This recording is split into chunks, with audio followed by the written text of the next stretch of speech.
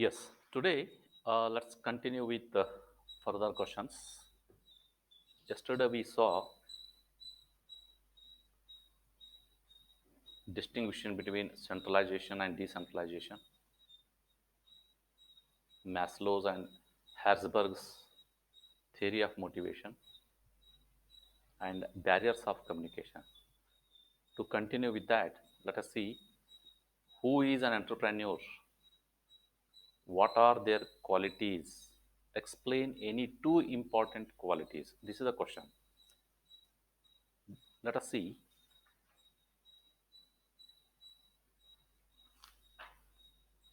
who is an entrepreneur.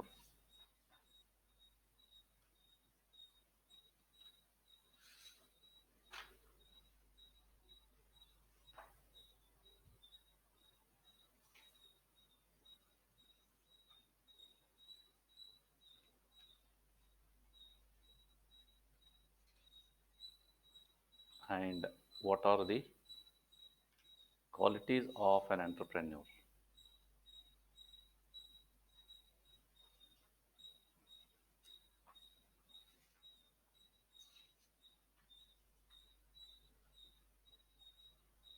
Entrepreneur is an innovator, an individual developing something unique.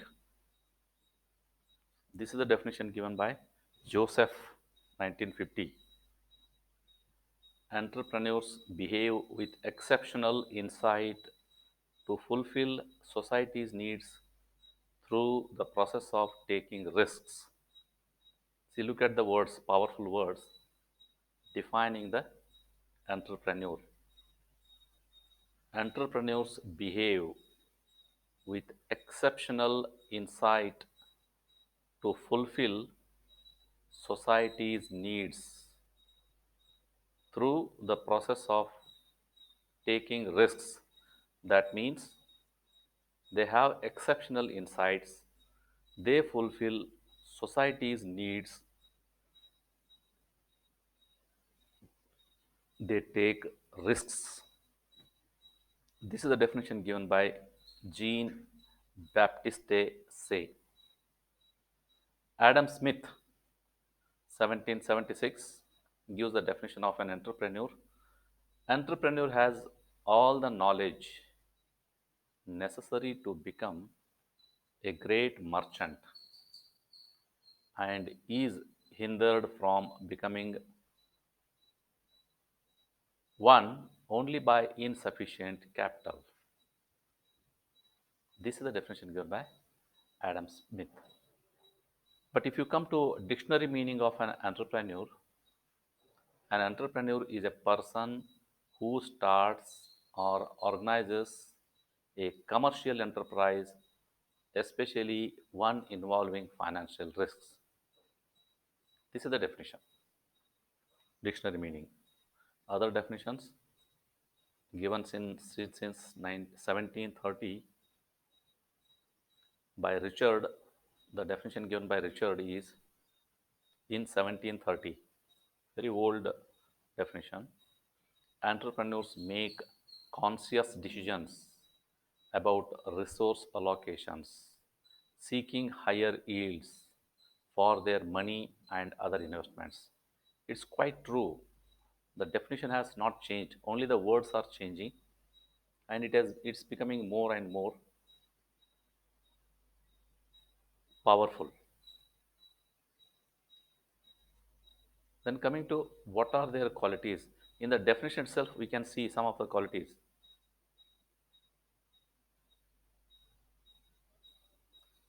Qualities of an entrepreneur or characteristics of entrepreneurs or competencies of entrepreneurs. All are same. All are same. Qualities of an entrepreneur, characteristics of an entrepreneur, competencies of entrepreneur. Let us see one by one. He is creative and innovative. He is leader. He shows the leadership quality and team building quality. Entrepreneurs are opportunity seeking and initiative, risk taking and decision making, tolerance of ambiguity and uncertainty. They have motivation to excel. They are the problem solvers. They are goal oriented. They are self efficient and adaptable. They have internal locus of control. They are persistent, persuasive, and have network qualities. So these are the various qualities of entrepreneurs, out of which any two qualities you need to explain. That can be done. Then let us see what are the various stages in the entrepreneurial process. Okay. Now a person is there. How can he or she become an entrepreneur? What are the process through which process they have to undergo? Let us see.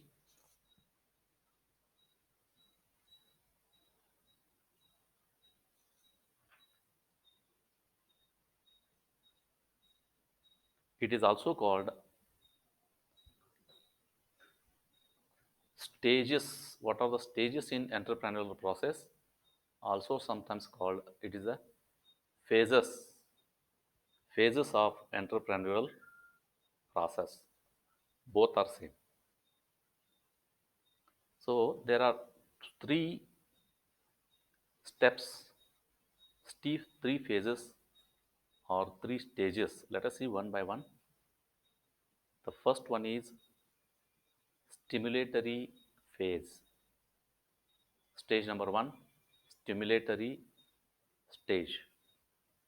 This involves implementing activities for creating interest and awareness in potential entrepreneurs.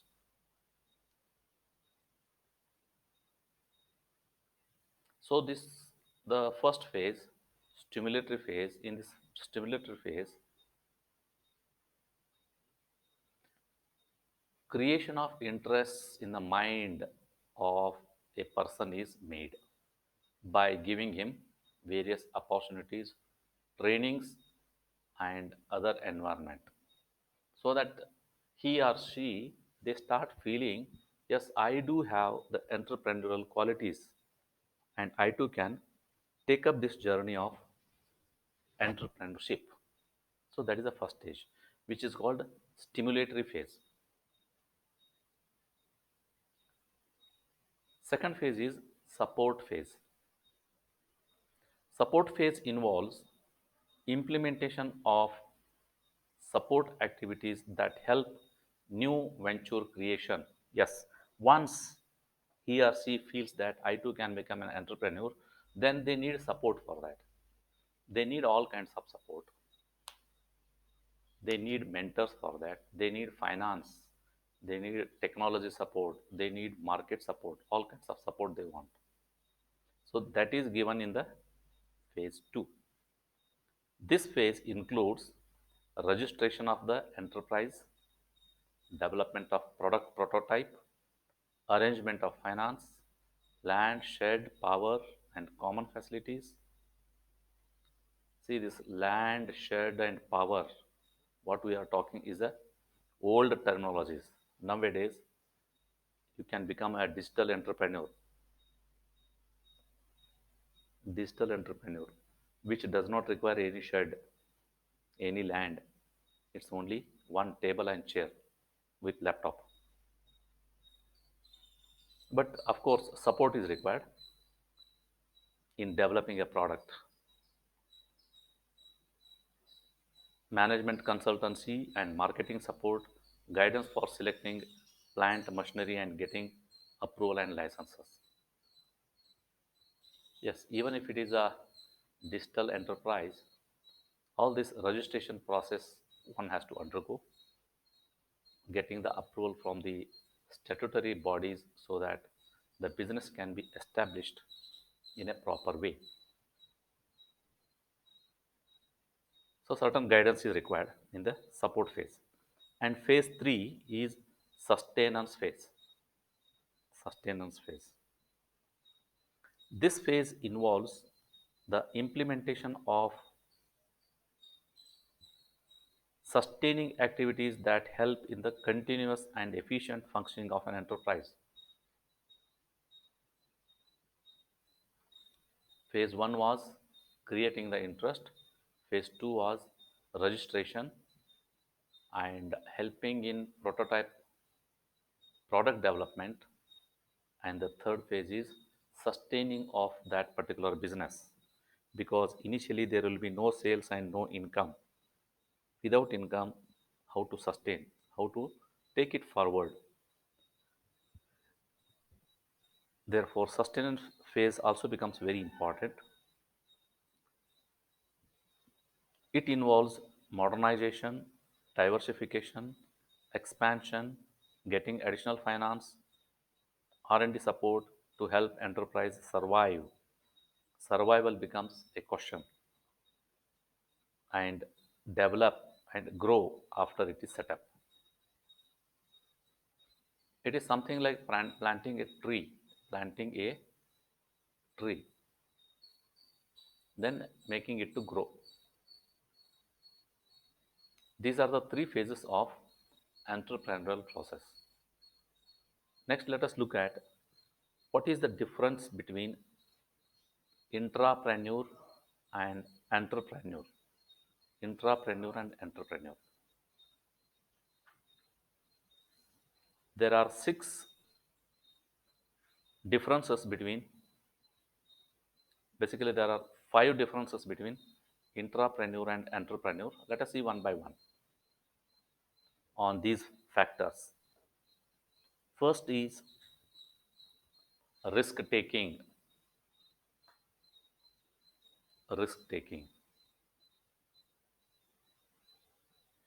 Entrepreneur fully bears the risks involved, whereas intrapreneur does not fully bear the risk. Risk is there, but not 100% on the intrapreneur.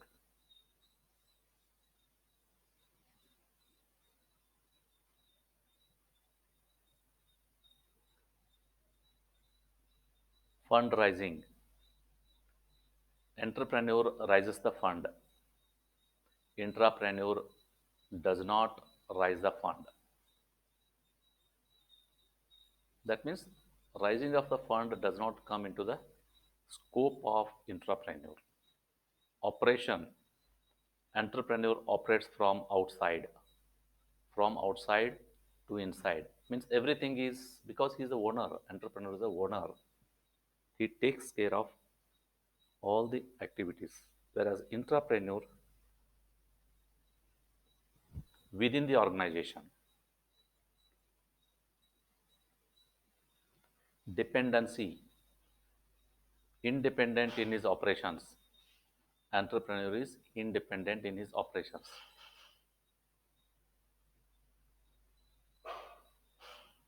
He is able to make any kind of decisions, whereas intrapreneur dependent on the owner.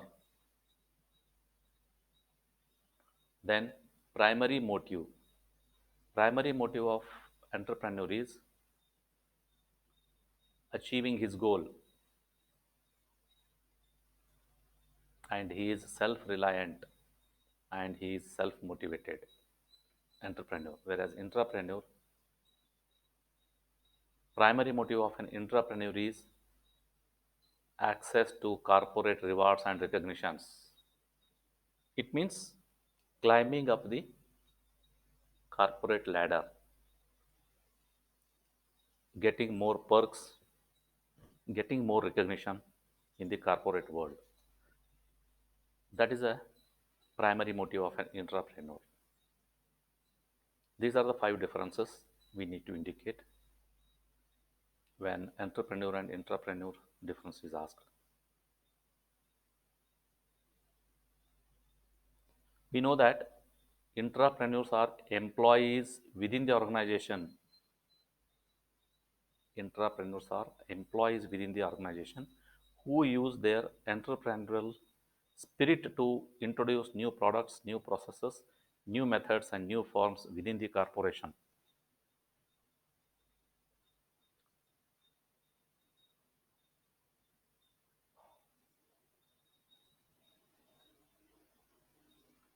Let us take up next questions. Discuss the social responsibilities of business towards different groups. Social responsibility of business towards different groups means there are different groups. First of all, we have to understand what are those groups. Then we'll be able to answer this question. Social responsibility of business. It means business has a social responsibility. Business has a social responsibility, and there are certain groups.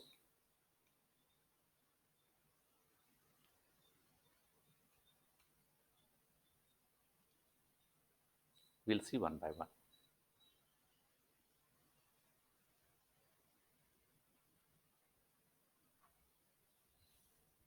What are the different groups with which business is connected?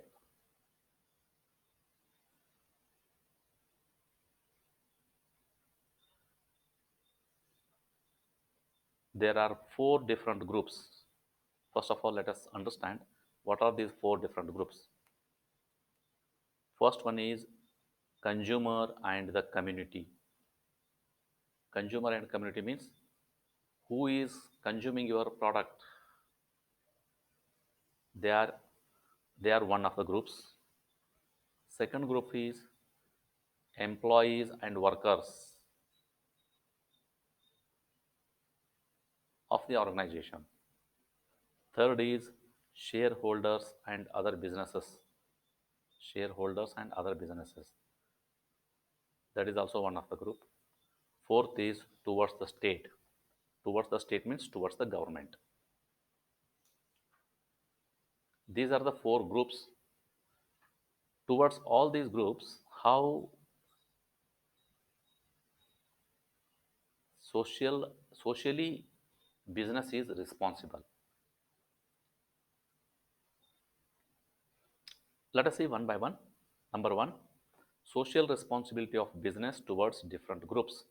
First one, towards consumer and the community. Towards the consumer and the community, under which we can write producing economical and better quality goods and services, so that socially you are helping the consumer or the community. Increasing the employment opportunities by opening more factories and offices. Leveling out seasonal variations in the employment and production through accurate forecasts, production scheduling, and product diversification. Deciding priorities of production in the country's interest and conserving natural resources. See, look at all these points, how a business is taking the social responsibility by doing this activity. It is trying to help the community as well as the consumer.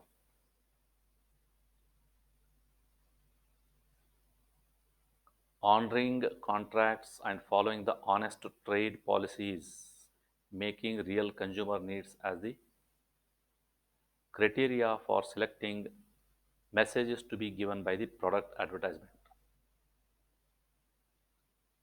Even giving the right advertisement is also the social responsibility.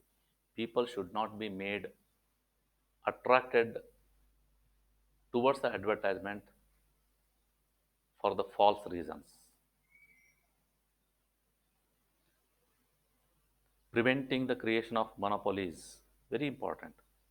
Providing better after sale services, achieving better public relations, supporting slum clearance, education, etc., which is called corporate social responsibility. Every corporate, every business has the responsibility towards society. Second one is towards employees and workers. In an organization, employees and workers are dependent on the organization, therefore, a fair wage to the workers, just selection and training and promotion, social security measures, ensuring good quality of work life, good human relations, freedom, self respect, opportunity for self realization, increase in the productivity and efficiency by recognition of the merit, by providing opportunity for the creative talent and innovators, by providing incentives. All these measures are to be taken towards the employees and workers. That itself is a social responsibility of the business. Then coming to the third part of it, towards shareholders and other businesses. Who are the shareholders? Shareholders are those who have invested money with a belief that through your business they also can grow.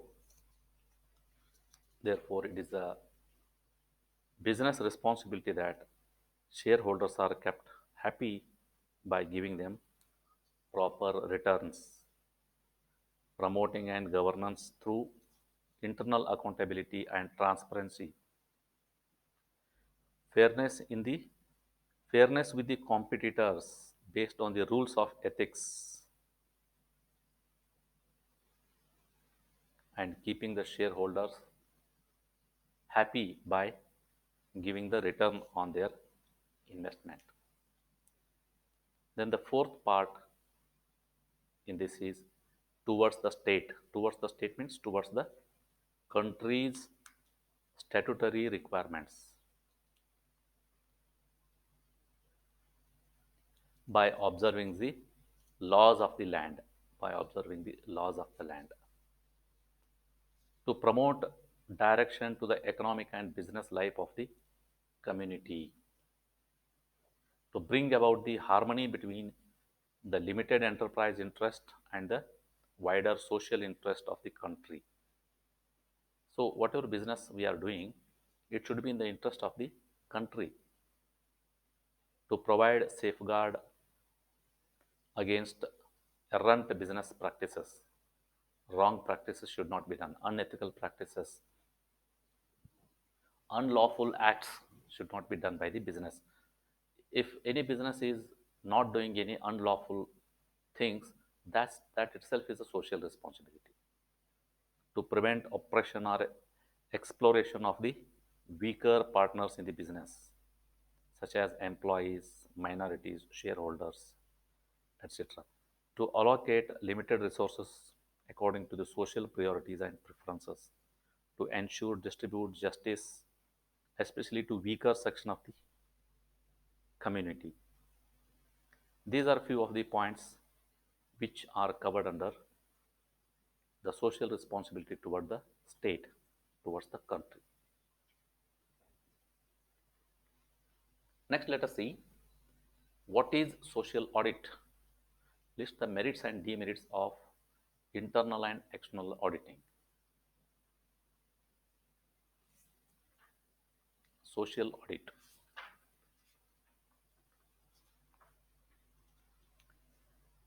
What is social audit?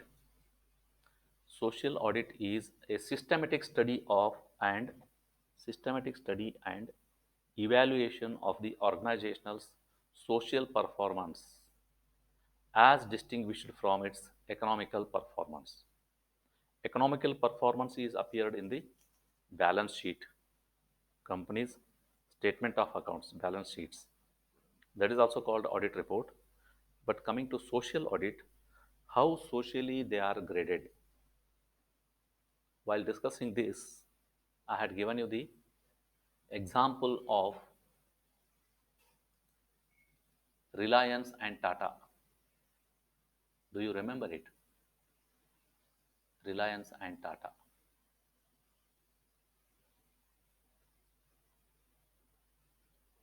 So if you consider the social audit, who gets more stars, more weightage, more weightage?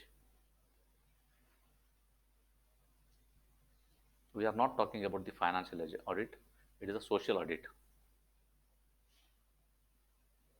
Socially, Tata and Reliance, who has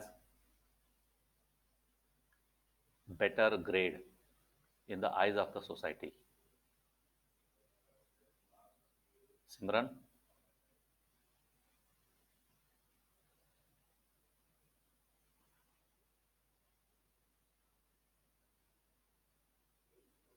Swaleha,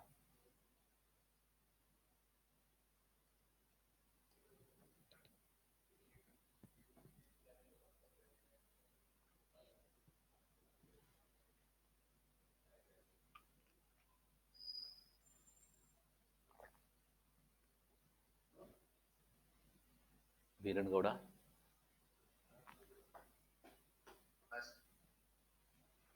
Tata and Reliance. Tata and Reliance, who gets Tata? Yes, true. That means you have understood what is the meaning of social audit. All right.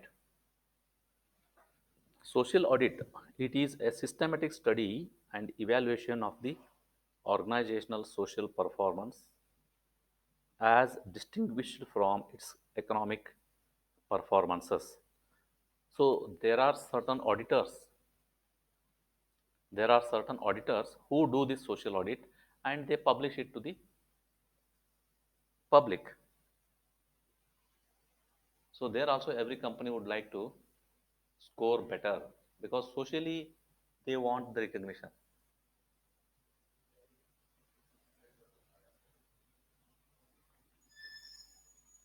List the merits and demerits. List the merits and demerits of internal and external auditing. Social audit, there are two things. From the company, from the company, they may be doing certain societal activities and it is presented to the public in the form of newspaper advertisements, television advertisements, or nowadays all digital advertisements. This is one method. Second method is there are external auditing. So once in a year, some auditing agencies are publishing the social audit reports with the scores. That is external auditing. What are the advantages and disadvantages of these? Let's see. Benefits or the advantages, limitations, they are called demerits. Benefits, it supplies data for comparison with the organization's social policies and standards. The management can determine how well it is living up to its social objectives. Every organization keeps the social objectives. Every year they keep certain things we would like to do and how they have achieved and how are they going about it. That itself is an audit.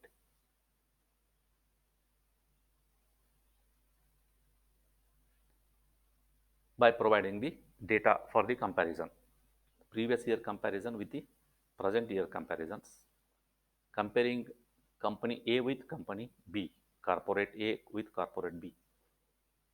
For that, data is required.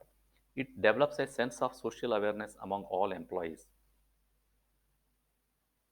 It develops a sense of social awareness among all employees. Here I had given one example. I remember whoever is working with Tata Group, Tata Group, and in case of any accident happens and that person is falling on the road, assume this situation,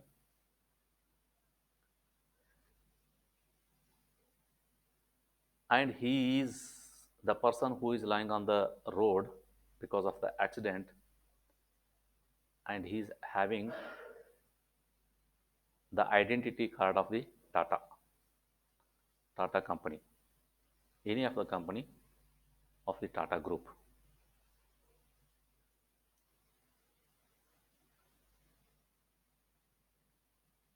In Pune, there was an advertisement from Tata company that you take care of our employees.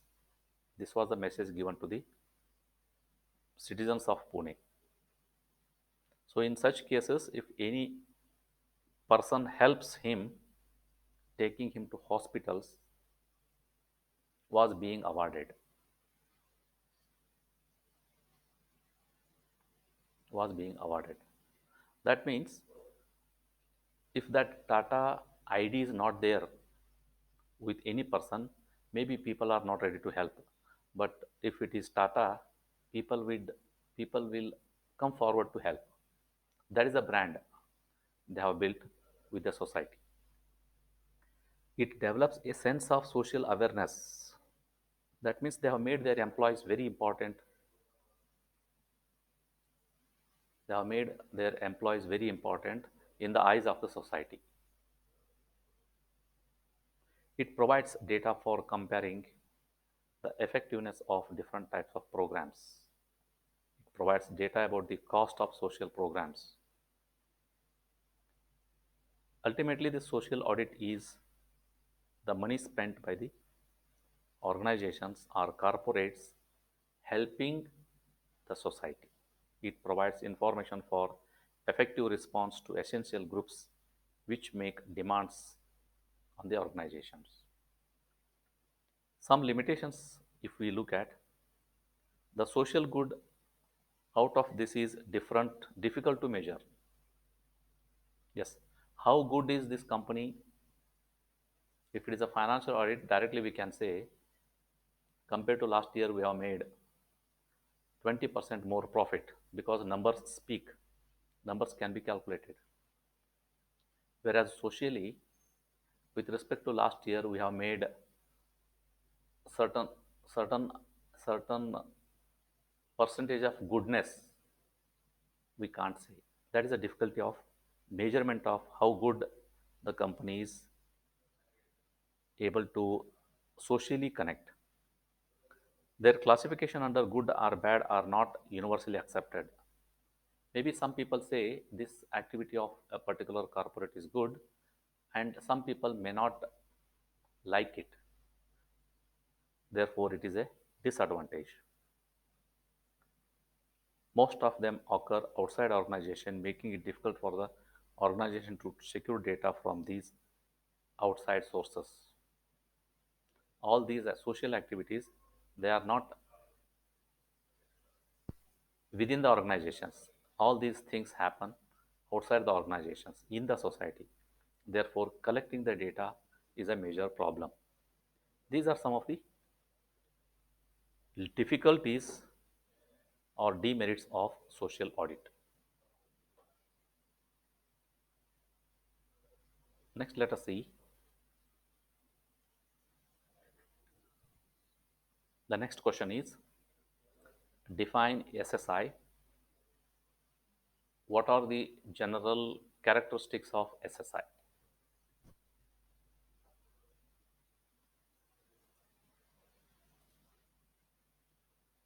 What is SSI? Akshata?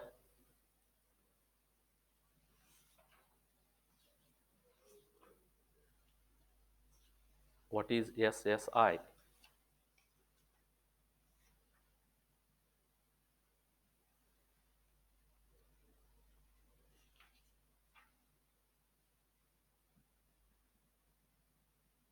Sneha?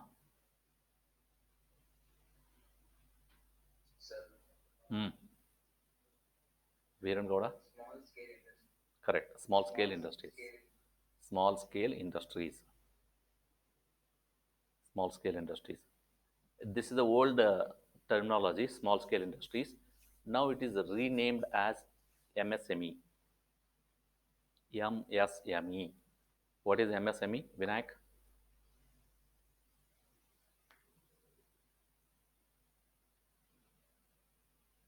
SSI and MSMEs both are same. What is MSME?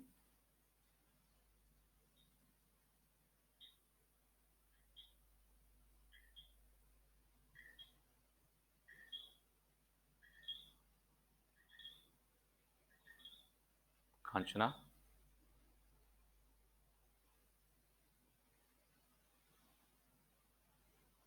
Kanchana, what is MSME?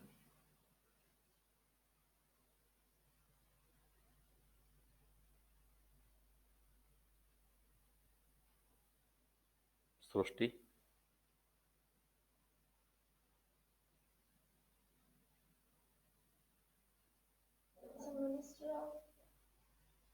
Hmm.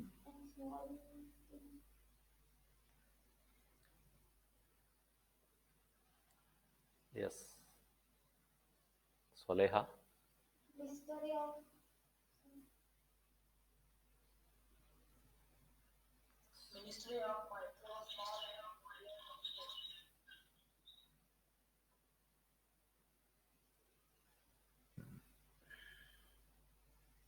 Fiza?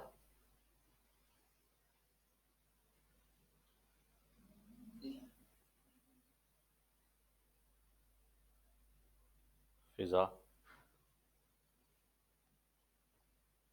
Yes. MSME means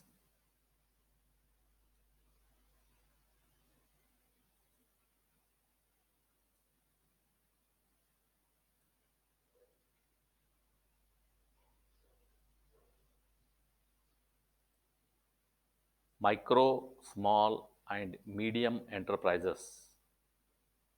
Micro, small, and medium enterprises, MSME. MSME and SSI both are same. Therefore, let me discuss with the name MSME.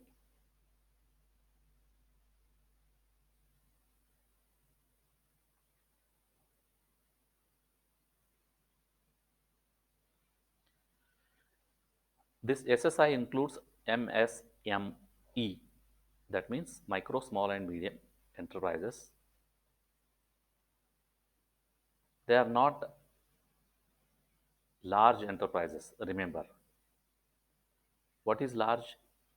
Large is more than 10 crore in manufacturing, including plant and machinery. If the investment is more than 10 crore in plant and machinery for the manufacturing sector, and in the service sector, if the investment is more than 5 crore in the service sector, it is called large. And all other investments for the company, they are called SSI. So we define SSI in terms of the investments. If it is a manufacturing sector, less than 10 crore. If it is a service sector, less than 5 crore. These industries are called small scale industries or MSME industries, under which if I divide what is micro, small, and medium, for micro, 25 lakhs up to 25 lakhs manufacturing sector, up to 10 lakhs service sector. Small, from 25 lakhs to 5 crore manufacturing sector, 10 lakhs to 2 crore in service sector. Manufacturing sector means actually we are producing the finished goods. Anything you take, computers, printers, mobiles, motorcycles, bicycles, cars, anything you take, that's a complete finished product. Whereas service sector we are not producing anything, but we are providing the service. Like VRL is giving the service, transport service, VRL, logistics, goods service. We are not producing anything. Only we are trying to give transport facility. That is called service sector. Then for medium, between 5 crore to 10 crore, if it is a manufacturing industry, and if it is a service industry, 2 crore to 5 crore. This is SSI. What are the general characteristics of SSI? What are the general characteristics of SSI? So how does it look like, you mean to say? How does it look like?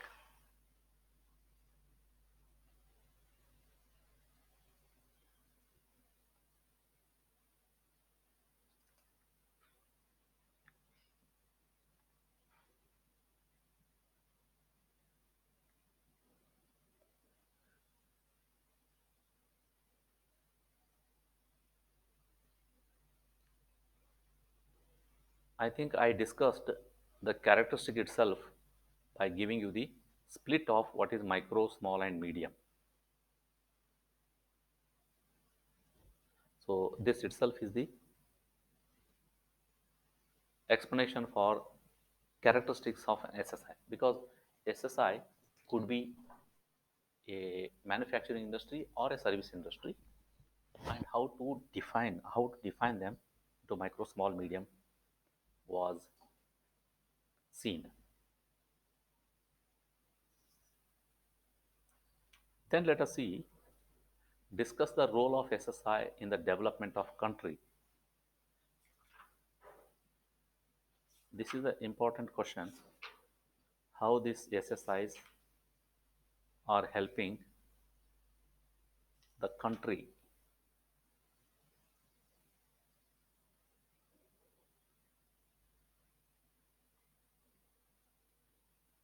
By creating the employment opportunities, by creating better standards of living, by eliminating economic backwardness of the rural and undeprived areas, by reducing regional imbalances, by providing employment and a means of regular sources of income to needy people, by improving the quality of the industrial products produced in SSI, by facilitating import substitutions, by encouraging entrepreneurship and self-reliancy, by mobilizing regional resources of capital. These are the various ways how development of the country can be seen by SSIs. Discuss the role of SSI in development of the country is same as what are the objectives of an SSI. Both are same. So I have given you various points under which we can see, because it creates employment, it creates better standards of living, it eliminates economic imbalances, regional imbalances, it mobilizes regional resources, facilitates import substitutions. All these things are required for a country's development. Therefore, SSI becomes an instrument in achieving it. So let us stop here.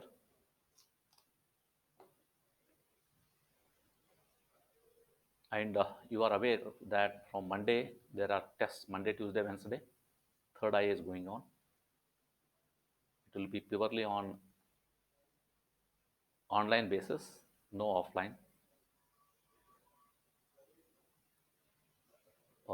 Please inform all the members of fifth semester so that everybody can attend the tests.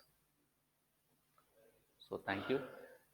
Just wait for a minute. I will download your attendance and you can leave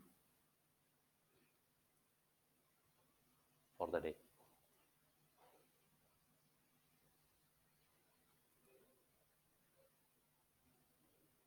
Yes, I have downloaded. You can leave the class.